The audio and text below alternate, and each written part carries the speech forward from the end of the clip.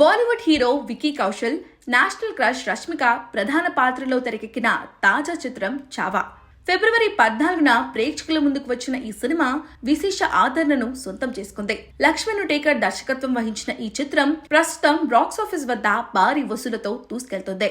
ఇప్పటికే 500 కోట్ల mark touch చేసినట్లుగా ట్రేడ్ వర్గాలు చెప్తున్నాయి. ఇక ఛత్రపతి శివాజీ మహారాజ్ కుమారుడు శంభాజీ మహారాజ్ జీవిత ఆధారంగా రూపొందిన ఈ చిత్రంలో శంభాజీ మహారాజ్ గా విక్కీ కౌశల్, ఆయన భార్య యేసుబాయ్ పాత్రలో రష్మిక జీవించేశారు. ఈ సినిమా చూసిన ఆడియన్స్ చాలా ఎమోషనల్ అవుతున్నారు.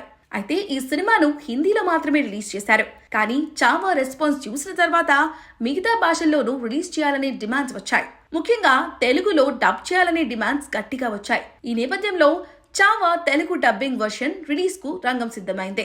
ప్రముఖ టాలీవుడ్ నిర్మాణ సంస్థ Gita arts March 7న Chhaava Telugu version ను ప్రేక్షకుల ముందుకు తీసుకురానుంది. ఇప్పటికే అధికారికంగా ప్రకటించారు. ఇక తాజాగా ఈ cinema Telugu trailer release date lock చేశారు. మార్చ్ 3న ఉదయం 10 గంటలకు చావా ట్రైలర్ రిలీజ్ చేస్తున్నట్లుగా ప్రకటించారు. మరి తెలుగులో చావా ఎలాంటి రిజల్ట్ అందుకుంటుందో చూడాలి. అన్నట్టు ఈ సినిమాకు తెలుగులో ఎన్టీఆర్ వాయిస్ ఓవర్ ఇవ్వనున్నట్లుగా ప్రచారం జరిగింది. కానీ అందులో ఎలాంటి నిజం లేదని టాక్.